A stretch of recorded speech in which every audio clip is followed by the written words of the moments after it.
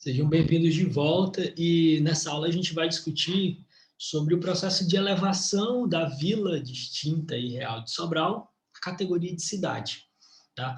Esse processo de elevação ele acaba sendo um pouco confuso porque ele se mistura com a história do Brasil. E aí quem não domina essa parte da história do Brasil pode se perder nesse momento. Mas eu prometo fazer um esforço bem grande para que vocês compreendam por que Sobral é aqui belíssima, é cidade, é Januária e é do Acaraú. Note que acabou o nome Sobral. Tá? Em 1841, Sobral deixa de ser vila, se torna uma cidade, ganha um novo status político e se torna a filíssima cidade de Januária do Acaraú.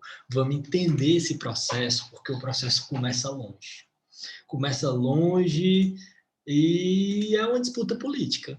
É uma disputa política que vai existir principalmente entre o fim do segundo reinado, entre o fim do primeiro reinado, Dom Pedro I, aí tem o período regencial, que marca uma rivalidade gigantesca entre liberais e conservadores no Brasil, e essa rivalidade ela não acontece só numa esfera federativa, só não é só no Rio de Janeiro, ela também se espalha para as regiões e vai chegar a Sobral.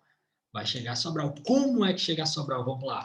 Em 1840, nós tivemos o golpe da maioridade. Eu sei que vocês lembram, né?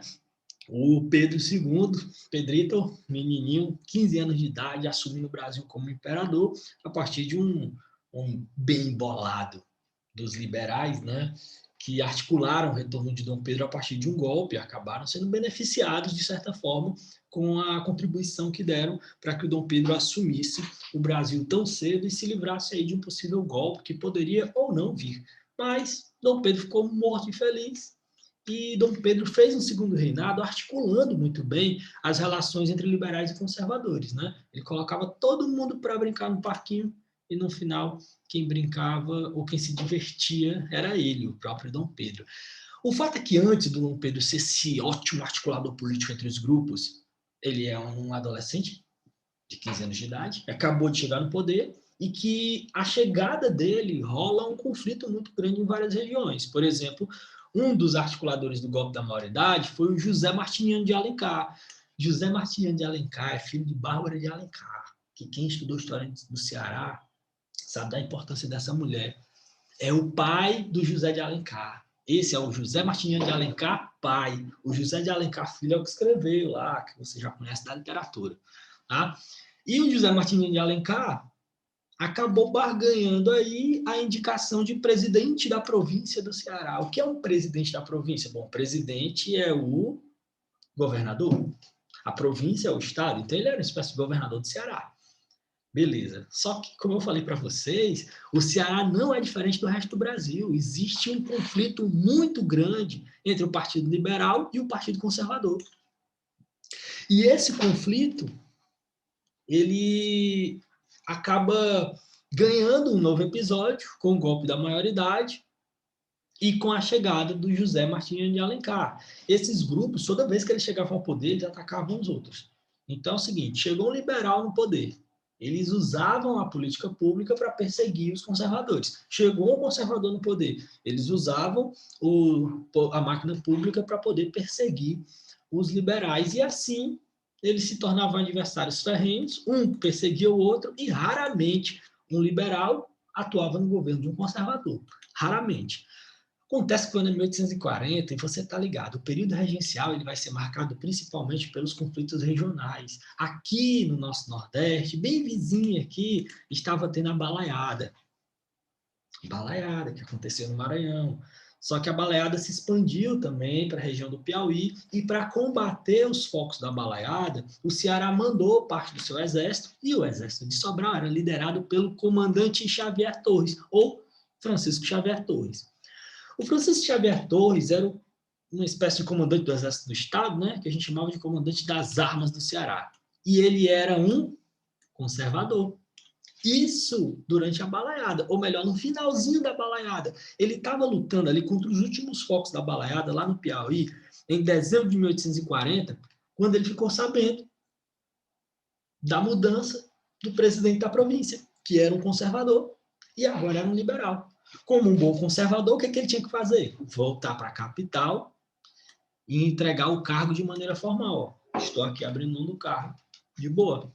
Só que não é isso que ele faz. Ele resolve reagir à presença do José Martins de Alencar no poder. Então, dentro do interior cearense, em várias cidades estouraram aí alguns conflitos entre liberais e conservadores. Porém, o José Martins de Alencar, ou senador Alencar, como costuma aparecer em muitos textos, eu vou trocando esses nomes aqui, até para vocês se adaptando também nessas leituras. O José Martins de Alencar, meu irmão, ele disse o seguinte: olha, eu vou resolver esses problemas aí. E ele começa a resolver politicamente, baixando vários decretos para perseguir os opositores. Porém, tem um negócio acontecendo fisicamente que ele tem que resolver. O Francisco Xavier Torres, quando sai do Piauí, ele não vai para a capital, ele para em Sobral. E ele está articulando um movimento para derrubar o José Martins de Alencar. O que o Martins de Alencar tem que fazer? Reagir, meu irmão. E a reação dele começa onde? Ora, meu irmão, em Sobral. Sobral é a cidade de cenas fortes, né, cara? Sobral é a cidade de cenas fortes. E dentre essas cenas fortes, nós vamos ter um episódio de conflito militar, de conflito bélico, de troca de bala, tá? Chamado Sedição de Sobral. O que é a Sedição de Sobral? A Sedição de Sobral, gente, é quando o presidente da província, José Martins de Alencar, vem até Sobral para prender os opositores políticos que faziam política contra ele, liderados pelo Francisco Xavier Torres. Acontece que o Xavier Torres é militar, eu já falei disso. E acontece que o senador Alencar não desceu para Sobral sozinho. Ele trouxe sua guarda pessoal, ele trouxe um grupo de pessoas para protegê-lo e para combater o Xavier Torres. Só que o Xavier Torres não estava sozinho. Ele também vinha com muitos subordinados que apoiavam a posição dele, o posicionamento dele. E aí que em dezembro de 1840 nós escutamos fogos aqui em Sobral, tiros, porradas e bombas, tá? Não era ano novo, não, mas teve muito barulho no céu de Sobral, porque rolou um conflito que durou um pouco mais de 24 horas, né?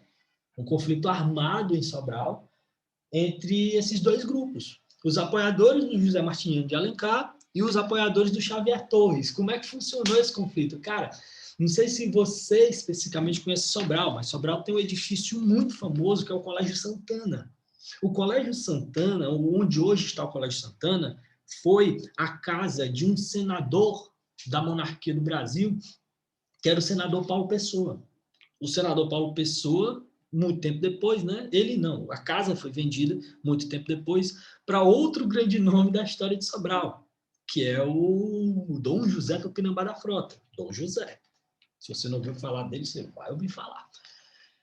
E o Dom José acabou cedendo a casa para formar esse colégio, né, de educação, que era um colégio das mulheres, era um colégio para educação de meninas, né? Aqui, mas antes disso tudo, lá no começo, esse palacete, que é o Colégio Santana, o que é o prédio do Colégio Santana, era a casa de um senador chamado senador Paulo Pessoa, que recebeu em sua casa o senador José Martins de Alencar, presidente da província. Beleza. Os caras estavam lá, bem montados. E ali na esquina, de onde hoje é a Avenida Dom José, em frente à Praça de São João, tem a Casa da Cultura de Sobral. Aquele lugar ali foi ocupado, aquele prédio ali foi ocupado pelas tropas do Xavier Torres e foi mais de um dia de conflito de um lado para o outro. As duas tropas se enfrentaram ali, né, bem no coração de Sobral, Avenida Dom José, bem no centro. E, dentre conflitos e negociações, as forças conservadoras foram derrotadas, ou seja, o Francisco Xavier Torres foi derrotado. É claro que ele não se entregou, ele fugiu.